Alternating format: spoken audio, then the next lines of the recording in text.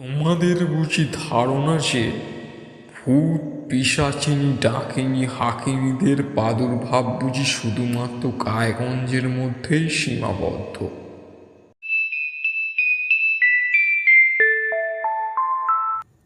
Mysterious গল্পের চ্যানেলে আপনাদের স্বাগত।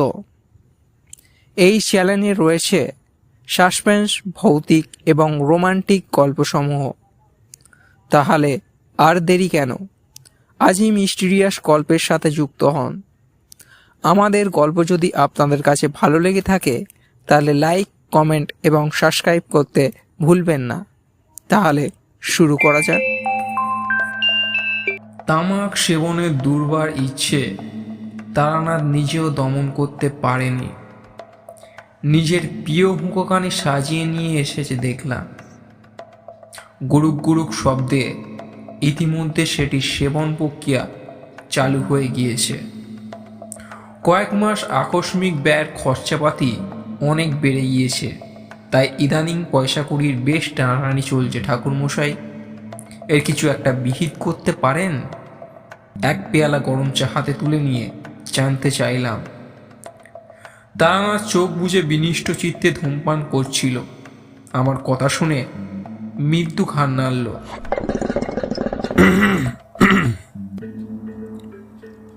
শ্বেত আকন্দের মূল পুষ্যান ক্ষেত্রে তুলে ডান হাতে বাঁধলে দুর্ভাগ্য দূর হয়ে সৌভাগ্য ফিরে আসে। কাল একটা ভালো তিথি আছে, সকালের দিকে একবার এসো। তোমার জন্য একখানা কবচ বানিয়ে রেখে দেব।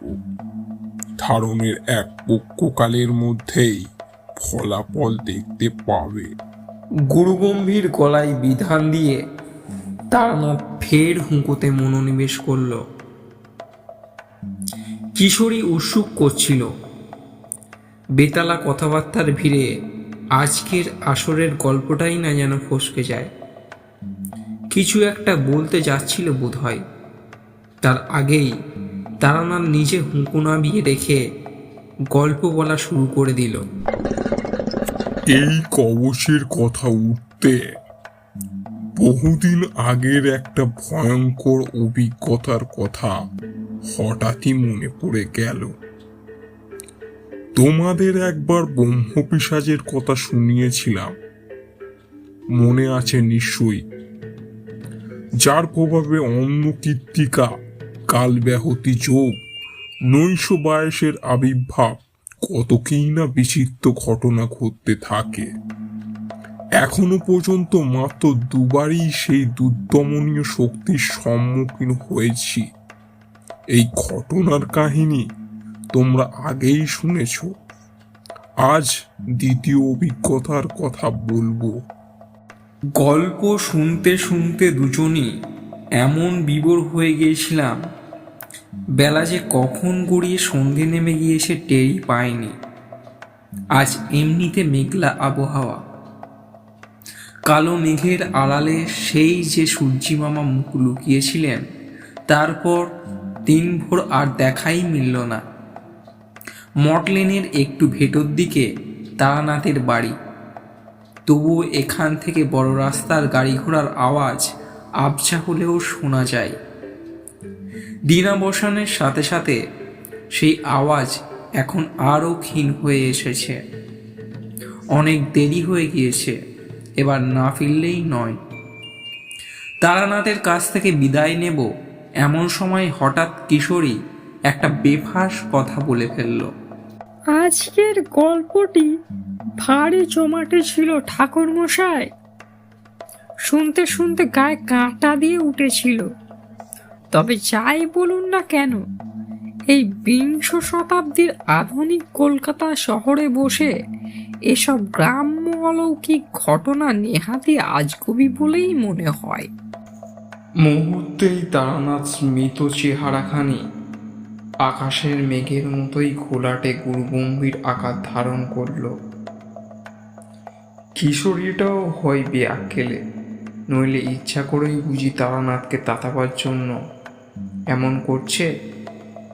আমি তড়িঘড়ি ব্যাপারটা সামলাবার জন্য বলে উঠলুম, আরে না না, আসলে আমরা চিরকালই বড্ড শহরে কিনা লৌকিক জ্ঞানও বড়ই সীমিত।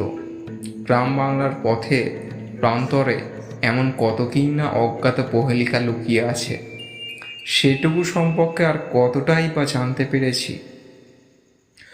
আমার সৌভাগ্যে বিশেষ লাভ হলো না।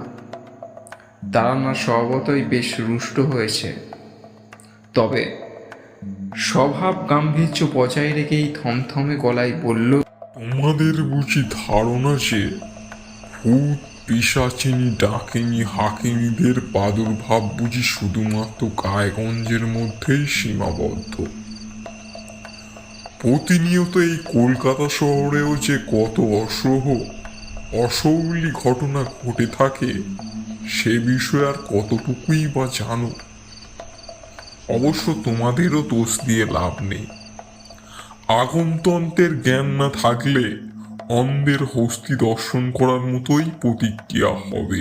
তারানাথের এইটুকু কৈফিয়তই হয়তো যথেষ্ট ছিল। অন্যান্য দিন কিশোরী এতেই চুপ করে যায়, তবে আজ যেন আশ্চর্যজনকভাবে ওর ঘাড়ে কোনো দুষ্টু গ্রহ ভর করেছিল। দমে যাওয়ার পরিবর্তেও আরও দ্বিগুণ উৎসাহে বলল, আধুনিক বিজ্ঞানের যুগে প্রমাণ ছাড়া অলৌকিক কিছু কেউই বিশ্বাস করবে না ঠাকুর মশাই। খালি চোখে যা দেখা যায় না, পঞ্চম দিয়ে যা অনুভূত হয় না, এমনকি টেলিস্কোপ বা মাইক্রোস্কোপের তলাতেও যার কোনো অস্তিত্ব নেই, তা নিয়ে কেবল উচ্চমার্গের সাহিত্য সাধনাই হতে পারে, এর বেশি কিছু নয়। বক্ষতেজ কি বস্তু তা আমার জানা নেই, তবে যদি তা ক্রোধের বহিঃপ্রকাশ হিসাবে নির্গত হতো, তাহলে এতক্ষণে দুমুখ কিশোরী তারানাথের কোথার নিত্যে ভস্ম হয়ে যেত। গৌরবর্ণ পৌর জ্যোতিষীর মুখ টকটকে রক্তিম আভায় পরিপূর্ণ হয়ে উঠেছে দেখলাম। নিজের ভাগ্য দুর্বিপাকে আজ হয়তো ওকে মটলেনের এঁদো গলিতে বসে অপরের ভাগ্য গণনা করে জীবিকা নির্বাহ করতে হচ্ছে, কিন্তু ওর অতীতের তন্ত্র সাধনার অধ্যায়গুলি তো আর মিথ্যা হয়ে যায়নি। কাজের একালের কোনো অপরিণত ছোকরা সেই সব কঠিন সাধনা আর অভিজ্ঞতার অমূল্য পুঁজিকে এক ফুৎকারে উড়িয়ে দিলেই ভয়ঙ্কর কুপিত হওয়াই স্বাভাবিক। তবে তারানাথকে বহুদিন ধরেই চিনি। ভেতরে যতই রুষ্ট আর অপ্রসন্ন হোক না কেন, আজ অবধি কখনো তার বিরূপ প্রতিক্রিয়া দেখিনি। কলকের টিকেই আগুন নিভে গিয়েছিল, তাও বার কয়েক গুরুপ গুরুপ করে দু একবার টান দিয়েই হুঁকোটা পাশে নামিয়ে রাখল তারানাথ। ইতিমধ্যে মনের উষ্ণতাও বোধহয় কিঞ্চিৎ হ্রাস পেয়েছিল। কিছুক্ষণ চুপ করে থেকে ফের গম গম স্বরে কেটে কেটে বলল,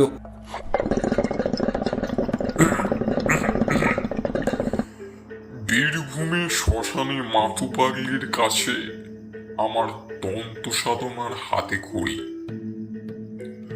বার কয়েক নদীর ধারে নির্জন শালবনে স্বয়ং মধুসুন্দরী দেবীর চাক্ষুষ দর্শন করে তার আশীর্বাদ ধন্য হয়েছি। দেশ বিদেশে আরো কত অসীম ক্ষমতাধর সাধু সঙ্গ লাভের সৌভাগ্য অর্জন করেছি এককালে। বিজ্ঞান না মানলেও এসব তো আর মিথ্যা হয়ে যায় না। আমি তারানাথ জ্যোতিষবান, তোমাদের কাছে মিথ্যাচরণ করে মহাপাপক হব না। একথা ঠিক যে জাগতিক ভোগ লালসা অসম্পূর্ণ ত্যাগ করতে পারিনি বলেই হয়তো উচ্চ সাধনার পথ ছেড়ে পুনরায় গৃহ জীবনে ফিরে আসতে হয়েছে। অপব্যবহারে অনেক অর্জিত শক্তি সময়ের সাথে সাথে হারিয়ে ফেলেছি, তবুও এই জীবন সহাস্যে এসে আজ আমার কোনো খেদ নেই। সৃষ্টির উষ্ণকাল থেকেই যা সত্য, যা শাশ্বত, তার ভিত একটাও পলকা নয়। যে অবিশ্বাসীদের ভ্রান্ত ধারণায় মিথ্যে হয়ে যাবে। শেষের কথাগুলো তারানাথ একদৃষ্টে আমাদের দিকে তাকিয়ে দীপ্ত কণ্ঠে বলল। ওর চোখ আর গলার আওয়াজে এমন একটা দৃঢ় আত্মপ্রত্যয় বলিয়ান ছিল যে আমরা বিস্মিত মন্ত্রমুগ্ধের মতো খানিকক্ষণ নির্বাক হয়ে বসে রইলাম। কিশোরীও বোধহয় আর কোনো জুৎসই প্রত্যুত্তর খুঁজে পেল না। আর বসে থাকা যায় না। বারান্দায় নেমে যখন জুতোই পা গলাচ্ছি, তারানাথ পায়ে পায়ে দরজার কাছে এগিয়ে এলো। যাবতীয় ক্রোধ আর অসন্তোষের চিহ্ন মিলিয়ে গিয়ে পুনরায় মুখমণ্ডলে সেই পরিচিত রহস্যময় হাসি।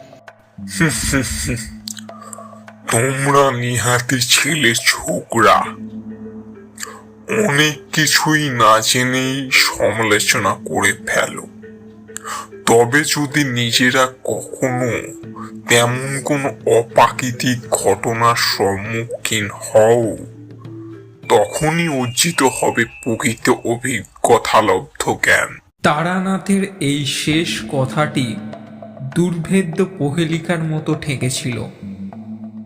তখনও জানতাম না, আর কিছু সময় পরে আমরা নিজেরাই যে ঘটনার সাক্ষী হতে চলেছি তা এতদিনের শোনা যাবতীয় অশৈলী অলৌকিক কাহিনীর চেয়েও সহস্রগুণ রোমহর্ষক ও ভীতিকর হতে চলেছে। আজকের পর্ব এটুকুই, বাকি অংশ পরবর্তী পর্বে।